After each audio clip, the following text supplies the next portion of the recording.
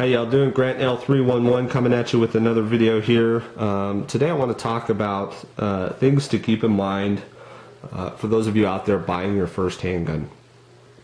Now there's a lot of videos out there and there's a lot of good information, and I would suggest kind of punching around on YouTube here and looking at a lot of those videos. A lot of guys have some good opinions, and actually I'm going to try not to overshadow any of those or duplicate any of those.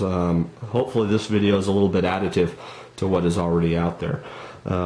Some things that I wish I had considered, or am glad I had considered when I bought my first handgun, that weren't really discussed. Okay, the first thing, you know, being a gun owner and a gun enthusiast, I get asked a lot what the best gun is. Which one should I buy? What is the best gun? What's your favorite?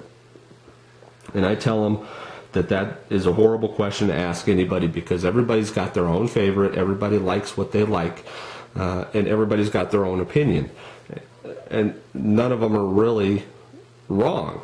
Okay, so there's a few things that you want to look at when buying a gun that are important.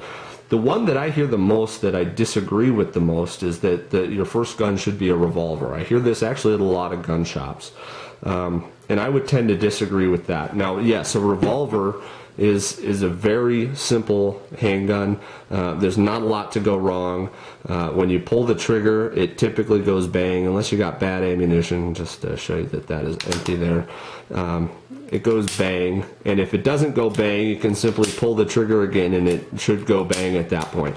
Now, while that is the truth, the problem there is, can you hit what you're aiming at? And a lot of first-time gun owners and gun operators have a hard time with the heavy trigger pull. Okay, it can be difficult if you're not experienced, because these are typically 8, 10, 12, sometimes heavier pound trigger pulls, and it can be difficult to keep this gun on target during that trigger pull, and people have a tendency a lot of times to mash that trigger and jerk it and move it around when doing that. So that is something that you know is difficult for a lot of new gun owners. Now, the next question is, what are you buying it for? Is this going to be for target shooting, or is it going to be for defensive purposes, home defense? Do you plan on carrying it? You know, if you're just planning on poking holes in paper from, 10 yards, 15 yards, whatever distance you want to do it at, maybe a revolver is the correct gun, because you can pull this back, this hammer back, and you saw there that trigger pull goes to almost nothing, and then you have a very light trigger pull, which is great for target shooting. Okay, so those are things to consider. What is it for? A revolver may not be the best gun. For defensive purposes, I don't think it's going to be the best gun for most people. It might for you, The other thing to consider is how it fits in your hand, how it operates. Here I have a couple of very popular polymer pistols. A Glock. This is a Glock 23 and a 40 caliber. This is a XD service model, which is the 4-inch model, and this one is a 9mm. And while they're both very similar guns, I strongly favor one over the other. In my opinion, I like the XD better. Not because one is more or less reliable, not because one functions better or worse, but because I can use, and it fits me better, the other gun. Now, with that being said, the Glock right now is actually my main carry gun, and that's because I've done a whole lot of training with it. I'm very comfortable with it. I shoot it very, very well, but it's not my favorite gun. It doesn't have the best fit. Okay, this grip right here is somewhat thick, and being a guy with kind of short, stubby fingers, I have a hard time getting my grip all the way around it, and reaching some of the stuff. The biggest things are going to be the slide stop right there, and the magazine release I can't even get to with my thumb. I actually have to cant the pistol to get to that magazine release and that slide release if I want to use the slide release from a firing grip. So I have to change my grip to work the gun. Now, like I said, I've trained a lot with these guns. I'm very comfortable with it. I don't actually use the slide release. I come over top and rack the slide when needed, but I've trained with it. Okay, the Springfield, I can really reach everything without changing my firing grip. I can rack the slide if I want to. I can drop the magazine, get a new one, slam it in. You know, I can do all of that with this. I also think it feels better in my hands. This grip here is narrower. It's actually more circular this way, and I just feel like I can get a better grip. The back right here is cut out deeper, so I can get my hand up in there really nice and tight, and have this sit up on top of my hand to minimize that recoil coming up. This one isn't quite as deep, as you can see there. The Glock doesn't sit quite as deep, so it's a little bit more forward in my hand. So for me, that's the difference, and that makes a gun more or less comfortable. My wife, took her to the range.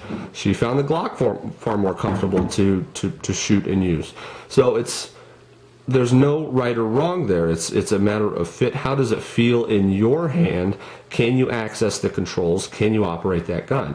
So when you're purchasing one of these firearms, you want to find a shop that is going to let you handle some of these things and going to let you run, you know, the slides a little bit and drop the magazines out and actually use them a little bit in the store to a degree, to a reasonable degree, before you buy it. That's going to be an important thing. The third thing I see people get kind of fixated on is safeties. None of the guns I have here on the table actually have a manual safety. The Glock has a trigger safety that is deactivated when you put your finger on the trigger, and it has a couple of safeties on the inside that prevent it from going off should the gun be dropped.